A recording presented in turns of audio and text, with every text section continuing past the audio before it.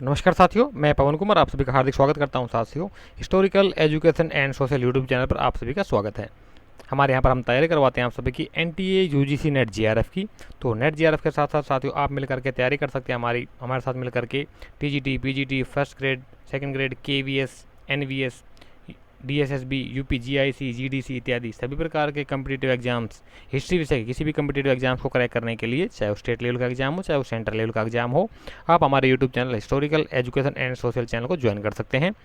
Join करने के लिए आपको नीचे लिंक मिल जाएगा, वीडियो के नीचे डिस्क्रिप्शन बॉक्स में जाएंगे, वहाँ लिंक मिल जाएगा, वहाँ से ज्वाइन हो सकते हैं।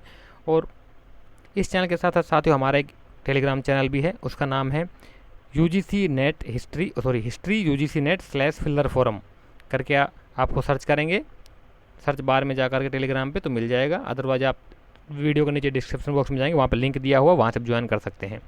यहाँ पर कुछ चीज़ें जो होती हैं साथ ही इंपॉर्टेंट एग्जाम के पॉइंट ऑफ व्यू से नोट्स होते हैं, बुक्स होती हैं, पीडीएफ होते हैं, नोट्स और अपडेट्स वगैरह जो भी होती है, पोल क्वेश्चन वगैरह, वो हम टेलीग्राम चैनल पे पोस्ट कर देते, तो आप लोग वहाँ से भी उनको देख सकते हैं अपने और अपनी तैयारी स्ट्रॉन्गफुली कर सकते हैं।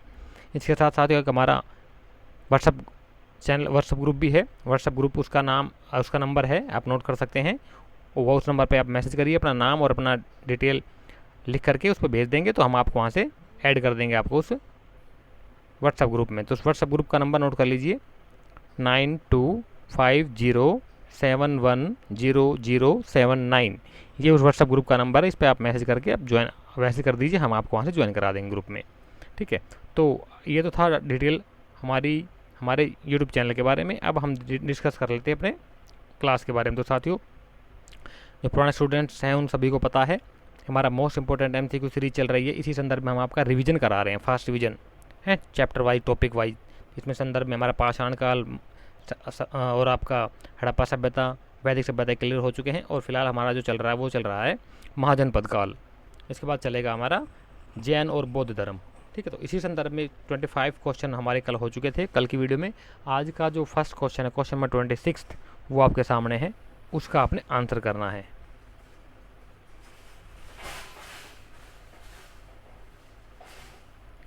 ये बताइए साथियों, कहता है क्वेश्चन आज का फर्स्ट 26 नंबर, महाजनपद काल में शिल्पियों की कुल कितनी श्रेणियों का उल्लेख है? बताइए साथियों, कितने शिल्पियों की कुल कितनी श्रेणियों का उल्लेख है?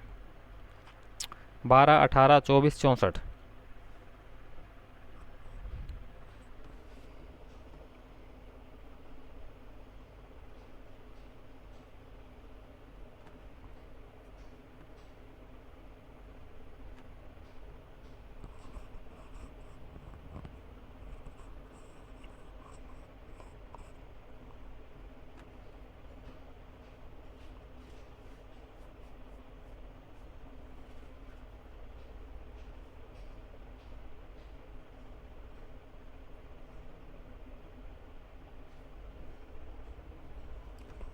क्वेश्चन का राइट आंसर करने के लिए साथियों आपको 30 सेकंड्स का टाइम दिया जाता है। 30 सेकंड्स के अंदर ही आपने अपने अकॉर्डिंग चूज करके राइट आंसर ऑप्शन वो अपने कमेंट बॉक्स के माध्यम से बताना होता है कि राइट आंसर क्या है। तो इस क्वेश्चन में 26 यानी कि आज का क्वेश्चन नंबर फर्स्ट का जो राइट आंसर होगा वो होगा आपका ऑप्शन नंबर 2, यानी कि टोटल 18 शिल्पी श्रेणियों का उल्लेख मिलता है उसमें। महाजनपद काल की बात हो रही है। आगे 4 कथन दे रखे हैं, चारों कथन में से आपने राइट आंसर बताना है कि कौन सा कथन असत्य है। मावक बौद्ध ग्रंथ के अनुसार बिंबिसार की 500 रानियाँ थी। बिंबिसार ने वेलुवन विहार राजगृह में बनाया था। पुराणों के अनुसार शिशुनाग वंश मगध साम्राज्य का प्रथम राजवंश था, जो कि सही नहीं है। ठीक है, और महावंश बौद्ध ग्रंथ के अनुसार अजातशत्रु के साम्राज्य में 70,000 ग्राम मुखियाओं की सभा का उल्लेख है। तो इनमें से आपने बताना कि कौन सा कथन जो है असत्य है, गलत कथन कौन सा है, ये देख लीजिए। बताइए क्या राइट आंसर होगा इसका।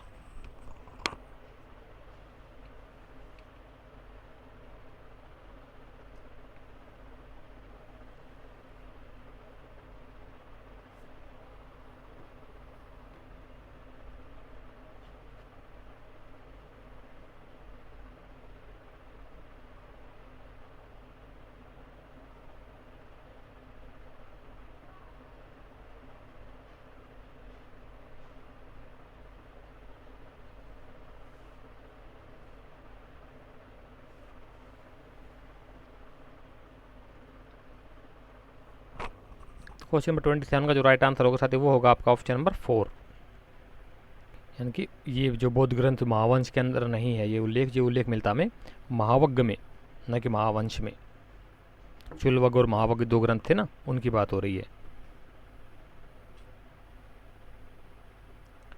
आगे नेक्स्ट क्वेश्चन कहता है कि सर्वप्रथम आहत सिक्के या पंचमार्क सिक्के चांदी के महाजनपद काल में मिले हैं, इस पर कौन सा चिन्ह अंकित नहीं था?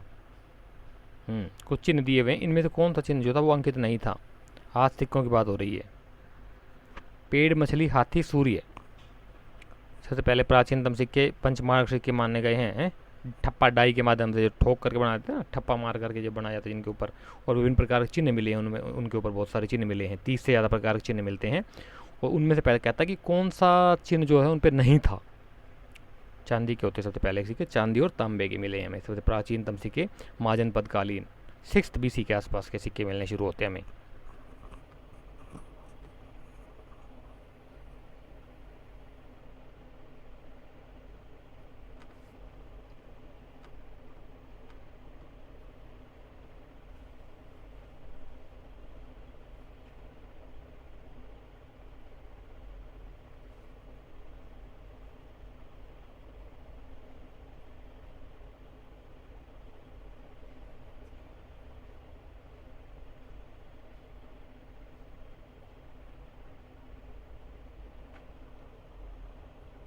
इस क्वेश्चन का जो 23 का जो 28 का जो राइट आंसर होगा साथियों वो होगा आपका ऑप्शन नंबर 4। सूर्य का नहीं मिलता है भाई, ये पेड़ का मिलता है, हाथी का, मछली का, सांड का और अर्धचंद्र हैं, इन चारों के 500 का मिलता है। और भी बहुत सारे चिन्ह मिलते हैं, इन चीज़ों का मिला है। क्लियर? आगे चलते हैं। आगे कहता है कि किस ग्रंथ के अनुसार राज्य निर्माण, सामाजिक समझौते राजा व जनता के बीच, हाँ राजा और जनता के बीच हुआ था। ये वह नहीं, ये कुछ पेल देते हैं, ये भी राजा व जनता के बीच, ये ठीक कर लीजिए इसको। कहते किस ग्रंथ के अनुसार राज्य का निर्माण सामाजिक समझौते के तहत हुआ था, यानी राज्य व जनता के बीच जो समझौता होता है ना उसके अनुसार हुआ था। कौन सा ग्रंथ कहता है बताइए?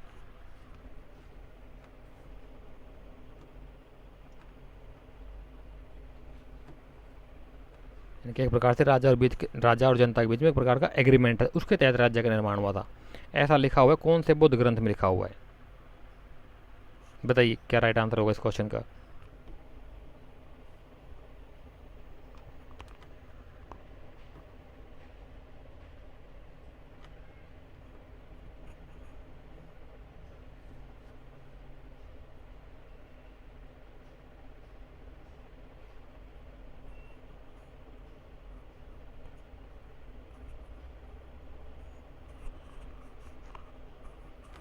इसका जो राइट आंसर होगा साथियों आपका वो होगा ऑप्शन नंबर 3, यानी कि दीर्घ निकाय में ऐसा हमें उल्लेख मिलता है। ये बहुत इंपॉर्टेंट है साथियों। कहते हैं कौन सा साधक कलिंग विजय कर वहाँ से एक जैन मूर्ति उठा लाया था तथा कलिंग में एक नहर का निर्माण भी करवाया था? बताइए कौन सा शासक था जिसने कलिंग को जीत लिया था और वहाँ से एक जैन की मूर्ति उठा लाया था और कलिंग में एक नहर का भी निर्माण करवाया था उसने? बताइए।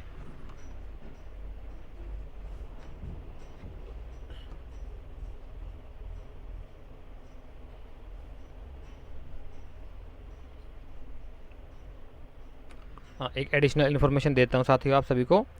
सैटरडे को, जो सैटरडे आ रहा हमारा, सैटरडे को शाम 4 बजे हमारी लाइव गूगल मीट होएगी फिर दोबारा से। हर वीक होती है, हर सप्ताह में होती है हमारी एक लाइव गूगल मीट, उसमें हम स्टूडेंट्स के साथ डायरेक्ट इंटरेक्ट करते हैं। वो हमारा क्या बोलते हैं, डाउट क्लियरिंग सेशन होता है, जिसमें भी स्टूडेंट्स के किसी प्रकार का कोई डाउट हो, कोई क्वेरी हो तो बेहिचक पूछ सकता है उसमें। हम डाउट्स का, स्टूडेंट्स के सभी प्रकार के डाउट्स का सोल्यूशन करने का प्रयास करते हैं उसमें। ठीक है, तो उसका लिंक आपको टेलीग्राम चैनल पर मिल जाएगा, वहाँ से ज्वाइन हो सकते हैं, और आपको व्हाट्सएप ग्रुप में मिल जाएगा, वहाँ से भी ज्वाइन हो सकते हैं। तो जो स्टूडेंट को जो सूटेबल हो वहाँ से ज्वाइन हो जाइए। मैं तो कहता हूँ मैक्सिमम स्टूडेंट को आना चाहिए। एग्जाम हमारा बिल्कुल नज़दीक आ चुका है, 17-18 तारीख के आसपास आपका जो है एडमिट कार्ड भी जारी हो जाएगा। और जहाँ तक मुझे उम्मीद है, अनुमान है कि 20 तारीख को फर्स्ट शिफ्ट में ही आपका पहला पेपर होगा। तो उसी के अकॉर्डिंग अपनी तैयारी कर लीजिए साथियों। तो मिलते हैं सैटरडे को शाम 4 बजे, तैयार रहिए। तो क्वेश्चन नंबर 30 का जो राइट आंसर है साथ ही वो होगा आपका ऑप्शन नंबर 2, यानी कि महापद्म नंद ने किया था ये काम। महापद्म नंद ने आपका जो कि मगध का साम्राज्य मगध का शासन करता था महापद्म नंद, नंद वंश का पहला शासक था ये। नंद वंश का संस्थापक माना गया है महापद्म नंद को, और घनानंद इसका अंतिम शासक था, ठीक है, जिसको कि चंद्रगुप्त मौर्य ने हरा दिया था चाणक्य की सहायता से।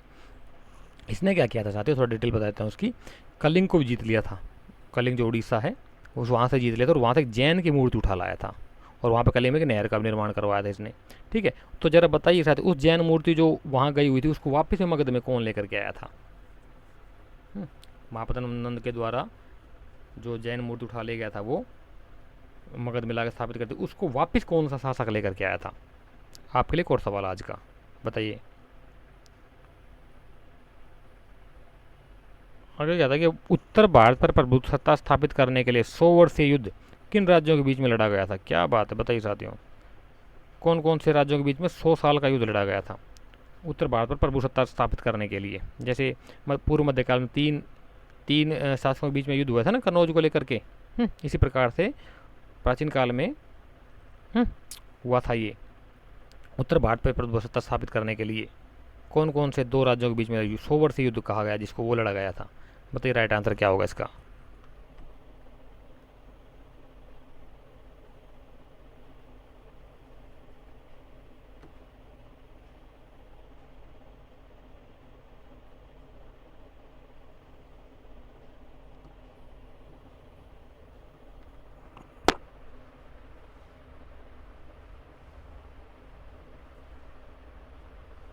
हाँ, ये इसका आंसर पहले ही इन्होंने दे दिया एक्सप्लेनेशन में। खारवेल ने जो मगध पर आक्रमण करके जैन प्रतिमा को वापस ले आया था, खारवेल, जो कि महापद्म नंद पहले वापस ले गया था। उसके बाद जब खारवेल का नंबर आया तो 2 AD में ये अपनी खारवेल जो वापस ले आया था, जैन प्रतिमा को वापस ले आया था, मगध के ऊपर हमला करके वापस इसने ला करके कलिंग में स्थापित कर दी थी।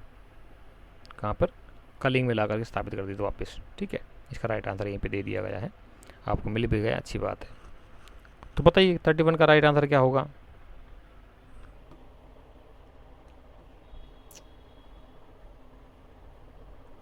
इसका जो राइट आंसर होगा वो होगा आपका ऑप्शन नंबर 3, यानी कि मगधौरावंती। गलत है भाई ये, 16 साल तक पर, हाँ वो 16 साल तक चला था, हाँ ठीक हो सकता है ये, लेकिन मैं श्योर नहीं उसमें भाई, ये इन दोनों में से एक होगा, क्योंकि वज्जी को भी और मगध के बीच में बहुत लंबा समय लड़ाई लड़ी थी, अजातशत्रु के टाइम की बात है, ठीक है। 16 साल लग गए थे इनको वज्जी संघ को जीतने के लिए, और ये 36 गणराज्यों का संघ था एक। गणराज्य क्या था? संघ, वज्जी संघ जो था 36 गणराज्यों का एक संघ था, जिसमें कि 36 राज्य थे छोटे बड़े मिला करके। इसको जीतने में अजातशत्रु को बहुत समय लगा था, और इसको अपने मंत्री को, वत्सकार जो मंत्री था इसका अजातशत्रु को, उसने महात्मा बुद्ध से इसका राज जानने के लिए भेजा था कि कौन क्या करें, क्या कौन सा प्रयास किया जाए कि जिससे हम इस संघ के ऊपर विजय प्राप्त कर सकते। तो महात्मा बुद्ध ने इनको 7 अवस्थाएं कहा था कि 7 अवस्थाएं जब ये चीज़ें 7 अवस्थाएं तुम्हारे फेवर में होंगी तो तुम उसको जीत सकते हो। तो उन्होंने मंत्री वत्सकार की वजह से के साथ लेकर के वज्जी संघ में फूट दिलवा दी, तो फिर उसको बाद में विजित कर लिया था, ठीक है। ये था, इसको अच्छे से देख लेना एक बार आप लोग, ठीक है। आगे चलते हैं। आगे कहता है क्वेश्चन नंबर 32, सुत्त निपात बौद्ध ग्रंथ में मगधपुरम किसे कहा गया है? बताइए।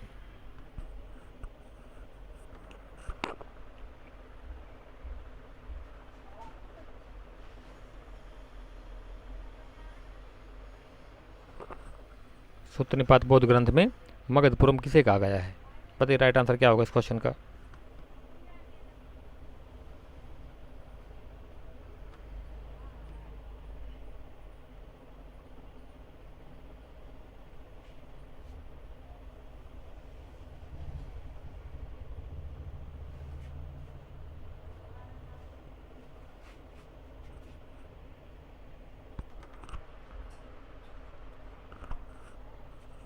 तो क्वेश्चन नंबर 32 का जो राइट आंसर होगा साथी वो होगा आपका ऑप्शन नंबर 4, यानी कि वैशाली को कहा गया है। क्या? मगधपुरम।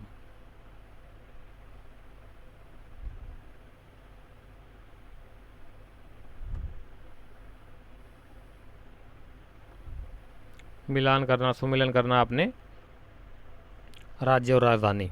बताइए कौन सा राज्य कौन सी राजधानी थी? मैंने बोला ना हर बार एक क्वेश्चन आता है साथियों यहाँ से, 16 महाजनपद और उनकी राजधानियों से संबंधित हर बार एक क्वेश्चन आता है।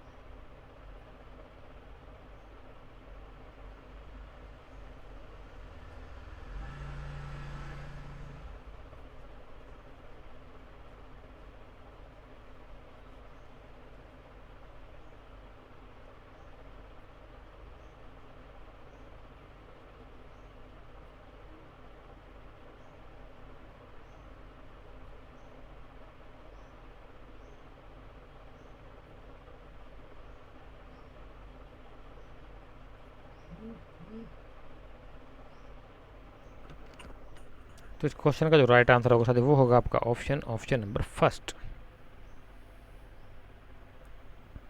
यानी कि 4 3 2 1। कौशल की श्रावस्ती जिसे शहीद मेद बोला गया है, ठीक है, कौशल की श्रावस्ती। और बी का थर्ड यानी कि चेदी की हो जाएगी आपकी सुक्तिमती। सी का 2 कंबोज का हो जाएगा आपका राजपुर या हाटक जिसको कहा गया। और असमक का होगा आपका पोटन। इस प्रकार से आपका मैच हो जाएगा।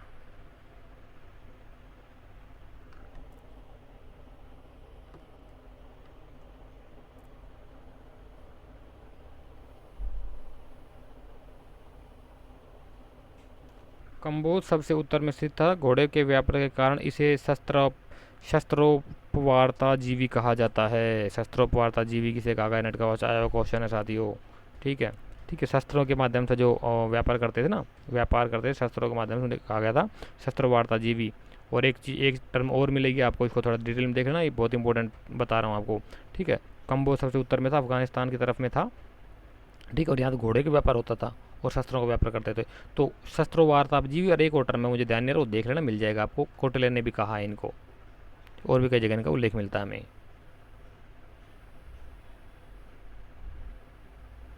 आगे तक बिंबिसार ने अंग की किस शासक को पराजित कर मगध साम्राज्य में ला लिया था। अंग के कौन से शासक को, राजा को पराजित करके मगध साम्राज्य में ला लिया था अंग को। तो कौन सा शासक पराजित किया था उसने, बताइए राइट आंसर क्या होगा उसका।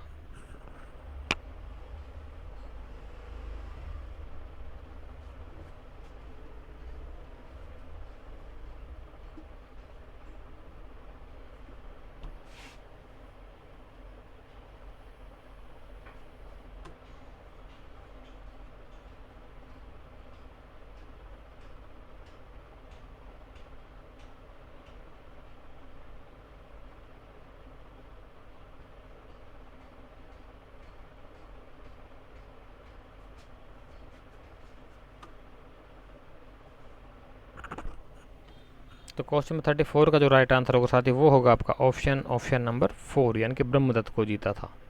ब्रह्मदत्त को जीत करके बिंबिसार ने मगध में मिला लिया था।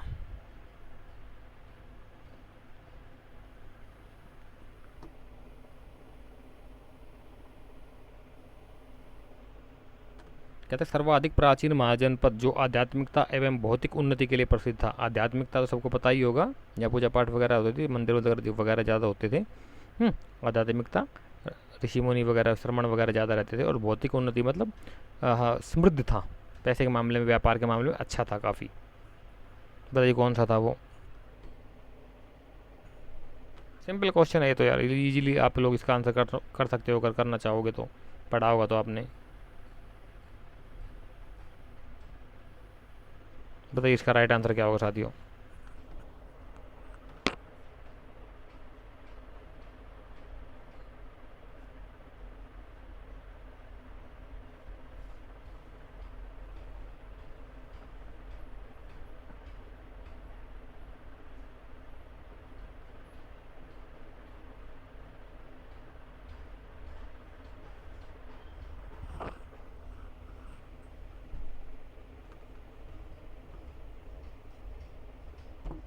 तो इसका जो राइट आंसर होगा साथी वो होगा आपका ऑप्शन नंबर फर्स्ट, यानी कि काशी।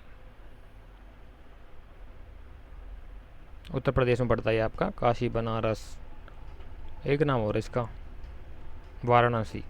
वरुणा और असी नदी के किनारे स्थित होने के कारण इसको वाराणसी कहा गया है।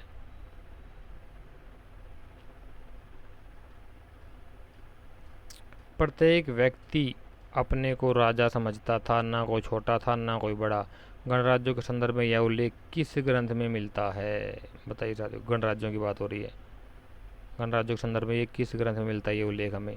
इंडिका में, अर्थशास्त्र में, पतंजलि के महाभाष्य में, ये पुराणों में कहाँ मिलता है? इंडिका में स्नेज, अर्थशास्त्र आपका चाणक्य, विष्णुगुप्त शर्मा, ठीक है, और महाभाष्य आपका पतंजलि के द्वारा लिखा गया है। तो इसमें बताइए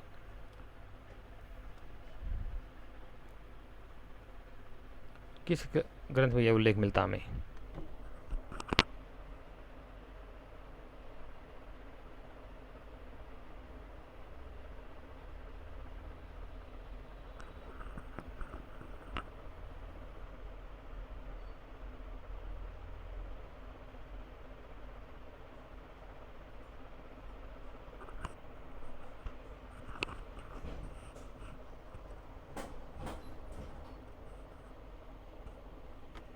तो इसका जो राइट आंसर होगा साथी वो होगा आपका ऑप्शन नंबर 2, यानी कि कौटिल्य के अर्थशास्त्र में हमें ये उल्लेख मिलता है कि प्रत्येक व्यक्ति अपने को राजा समझता था, ना कोई छोटा था ना ही कोई बड़ा।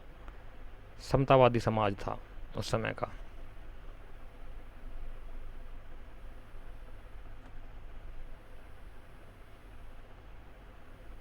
कहता है कि मगध की प्राचीनतम राजधानी गिरिव्रज, ये थोड़ा ठीक करना है इसको, वसुमती की स्थापना किसने की थी?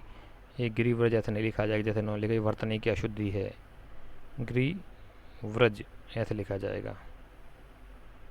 गिरिव्रज या गिरिब्रज भी मिलेगा कहीं कहीं आपको, एक ही बात है। पहले गिरिव्रज थी, बाद में राजगिर बनी, राजगीर और या राजगिर, और बाद सबसे लास्ट में पाटलिपुत्र राजधानी बनी थी मगध साम्राज्य की। ये चार चीज़ें आपको पता होना चाहिए।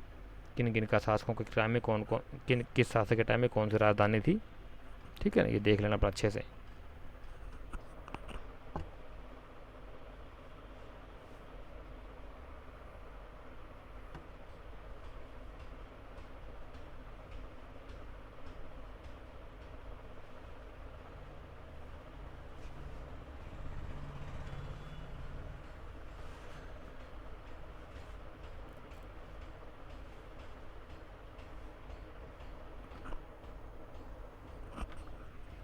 तो इसका जो राइट आंसर होगा साथी वो होगा आपका ऑप्शन नंबर थर्ड, बृहद्रथ ने। बृहद्रथ जो कि अंतिम मुगल शासक, मुगल कह रहा हूँ, मौर्य शासक था ना, जिसकी हत्या कर दी थी पुष्यमित्र शुंग ने। और शुंग ने फिर बाद में राजधानी अपनी, देखा जाए तो वो अयोध्या को बनाया था। कुछ मामलों कुछ लोग बताते हैं कि उसने अपने राजधानी को अयोध्या बनाया था, क्योंकि अयोध्या समय का भी काफ़ी बड़ा नगर था, एक समृद्ध नगर था। राजगृह अजातशत्रु द्वारा बनाई गई थी। और ये देख लीजिए, आपको डिटेल ले लीजिए, इन चीज़ों का स्क्रीनशॉट ले लिया करो आप लोग, ठीक है। राजगृह की स्थापना अजातशत्रु के समय में हुई थी, और पाटलिपुत्र की स्थापना की थी उदयन ने। उदयन है ये, उदयन नहीं, बार बार उदयन दे रखा है ना। उदयन या उदयन एक ही बात है। मैं लिख देता हूँ, उदयन, उदयन आएगा, उदयन या फिर उदयन, उदयन, ये ठीक होगा इसका। ये दोनों एक ही चीज़ है, ये अलग है, क्योंकि उदयन अलग था। उदयन और उदयन एक ही समय पे दो अलग अलग शासक हुए हैं। मिलान वाला क्वेश्चन आपके सामने है, बताइए। 4 अधिकार दिए गए हैं और 4 ही उनसे संबंधित कार्य दिए गए हैं, उनके अधिकार। तो बताइए कि राइट आंसर क्या होगा इस क्वेश्चन का। क्वेश्चन नंबर 38 आपके सामने है, बताइए।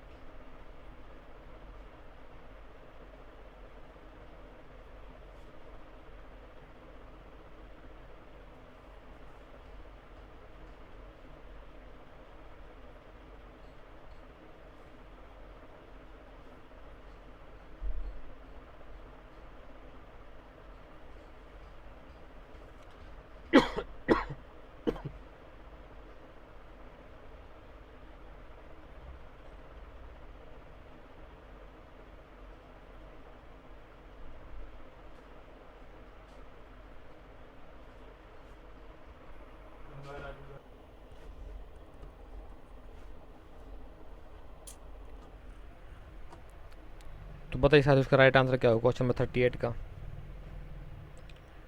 38 का जो राइट आंसर होगा वो होगा आपका ऑप्शन नंबर 2, यानी कि 3 1 2 4।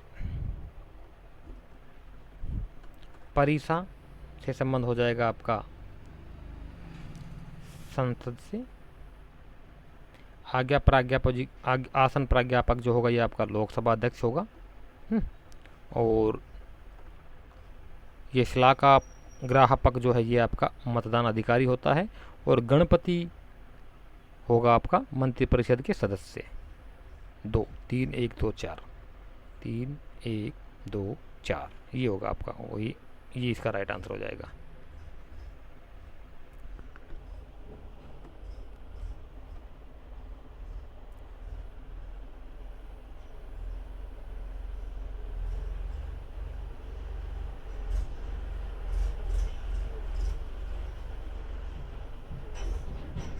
ये फिर से आपका एक क्वेश्चन आ गया है मिलान का। सुमिलन करने वाला मैच मेकिंग करने के लिए एक तरफ शासकों के नाम दे रखे हैं, एक तरफ उनसे संबंधित दूसरे नाम दिए हैं उनके।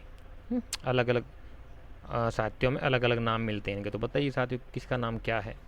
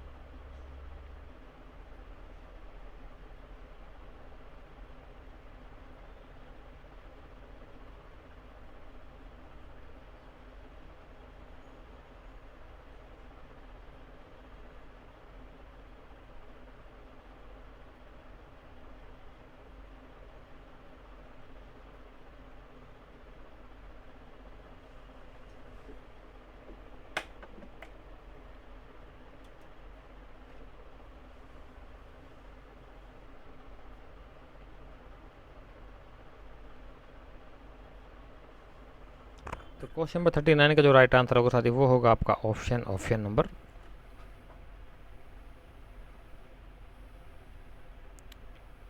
फर्स्ट, यानी कि 3 2 4 1। तो ये आपका मिल जाएगा बिंबिसार का फर्स्ट 3 से मिलेगा आपका। बिंबिसार हो जाएगा आपका कुणिक, ठीक है। और दूसरा आपका हो जाएगा बी अजातशत्रु। सॉरी ये गड़बड़ हो गया भाई, एक मिनट। बिंबिसार होगा आपका थर्ड, यानी कि श्रेणी या श्रेणिक, ठीक है। अजातशत्रु हो जाएगा आपका कुणिक से। महापद्मनंद ये होगा आपका फोर्थ से, उग्रसेन या सरसराहक से। और घनानंद हो जाएगा आपका अग्रमीज से फर्स्ट पे। इस प्रकार से आपका मैच मेकिंग हो जाएगा, ठीक है।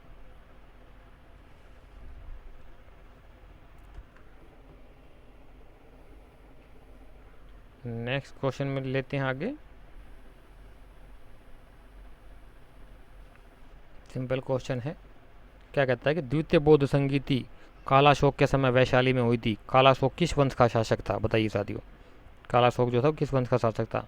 सेकेंड आपकी जो है सेकेंड बुद्धिस्ट काउंसिल के टाइम की बात हो रही है। द्वितीय बौद्ध संगीति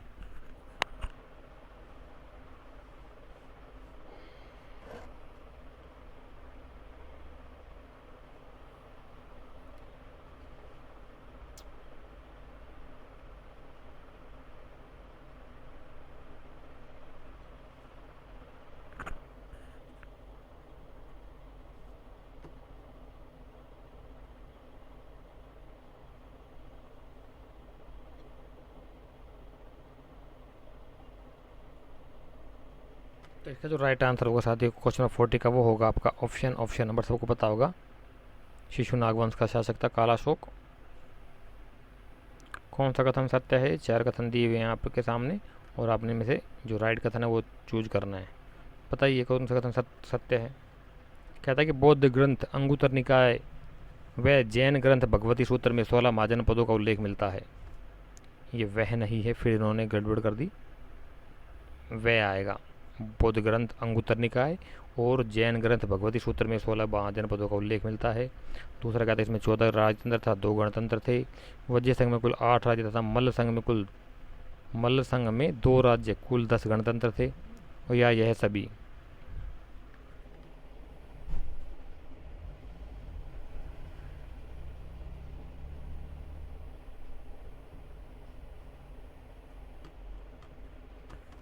प्रतिशत राइट आंसर क्या होगा इसका?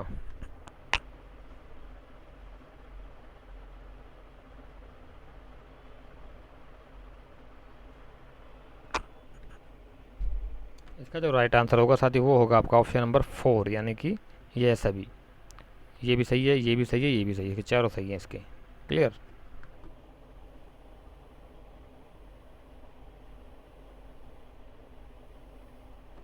हर्यंक वंश का अंतिम शासक कौन था जिसे पराजित कर शिशुनाग ने नाग वंश की स्थापना की? सिंपल क्वेश्चन है, तो टीजीटी के लेवल का आ गया क्वेश्चन। सिंपल क्वेश्चन बिल्कुल एकदम।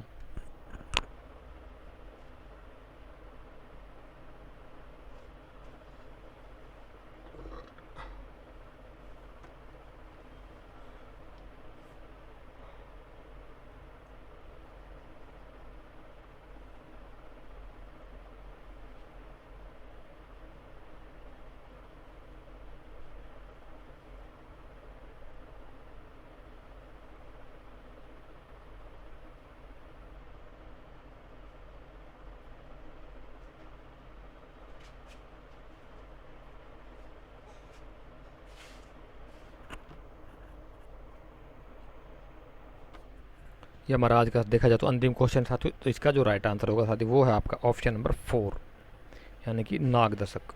ये इसका हर्यंक वंश का अंतिम शासक है जिसे कि शिशुनाग ने पराजित करके शिशुनाग वंश की स्थापना की थी। ठीक है, तो ये कुछ क्वेश्चन थे साथ जिनको हमने 1 बाय 1 करके सोल्व किया है।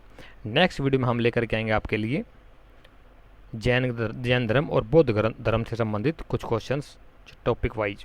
ठीक है, हमारी एज पर करंट एग्जाम पैटर्न के अकॉर्डिंग हम टॉपिक वाइज जो आपका फास्ट रिवीजन करा रहे हैं, फटाफट आपका सारा रिवीजन करा देंगे एग्जाम टाइम तक। हमारा ऐसा टारगेट है, बाकी देखते हैं कितना हो पाता है कितना नहीं। आप लोग भी लगे रहिए हमारे साथ में। एडिशनल इन्फॉर्मेशन फिर दोबारा से रिपीट कर देता हूँ, सैटरडे शाम 4 बजे गूगल मीट होने जा रही है। वो हमारा एक डाउट क्लियर सेशन होता है जिसमें हम सब स्टूडेंट्स के डाउट क्लियर करते हैं। किसी स्टूडेंट को कोई परेशानी हो, प्रॉब्लम हो तो पूछ सकता है, कोई दिक्कत नहीं है। हम प्रयास करते हैं उनका क्वेश्चन को सोल्व करने की। ठीक है, तो टेलीग्राम पे उसका लिंक मिल जाएगा, व्हाट्सएप ग्रुप में उसका लिंक मिल जाएगा, वहाँ से आप ज्वाइन हो सकते हैं और अपना क्या बोलते हैं कोई भी सवाल हो पूछ सकते हैं, कोई दिक्कत नहीं है। ठीक है, तो आप लगे रहिए साथियों कंटिन्यू स्टडी में अपने। जब तक के लिए thank you so much. Class attend करने के लिए आप सभी का धन्यवाद और जय हिंद और जय Bharat. Thank you so much.